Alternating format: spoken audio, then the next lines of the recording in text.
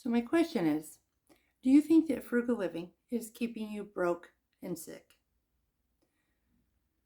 I think that's because of some misconceptions about frugal living that I want to clear up today. So here we go. So first I want to talk about what frugal living is. It is not spending money on things that you don't care about, right?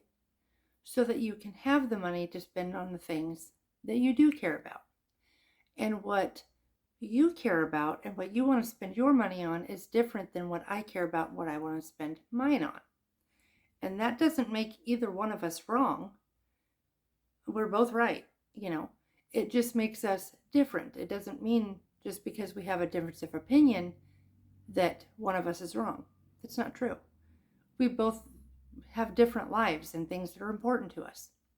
So the first misconception is this idea of food and of, you know, spending only $100 per person and buying everything as cheaply as you possibly can. I don't necessarily subscribe to that. I really don't. I do buy, some, I guess, junk food here and there.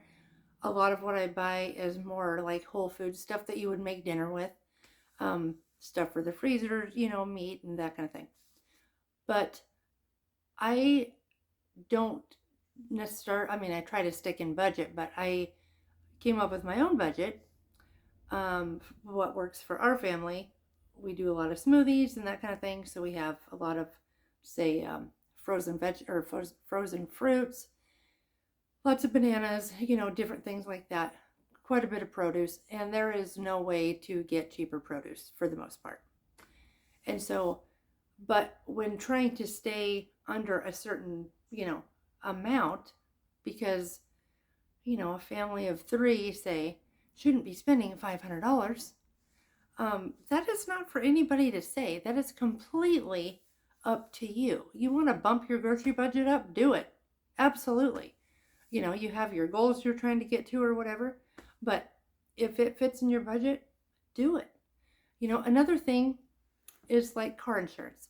That's another one that, people have liability because it's the cheapest car insurance. Well, the problem with that is, take me for example.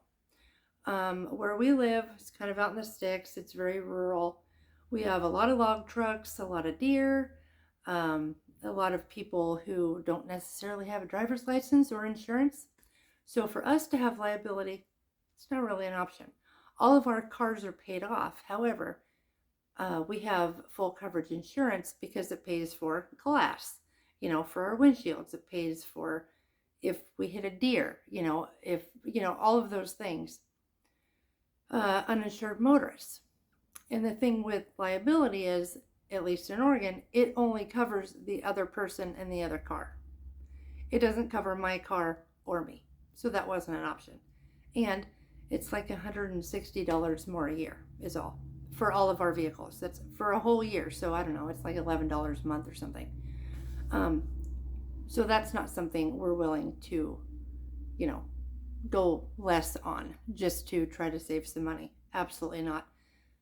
Lack of insurance winds up making people go into practically financial ruin. And I am definitely not signing up to do that to save a few bucks. What I kind of fear about this whole savings thing,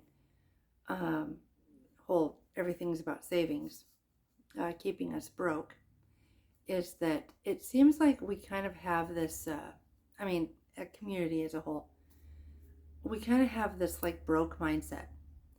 There's not going to be any more, I can't earn anymore.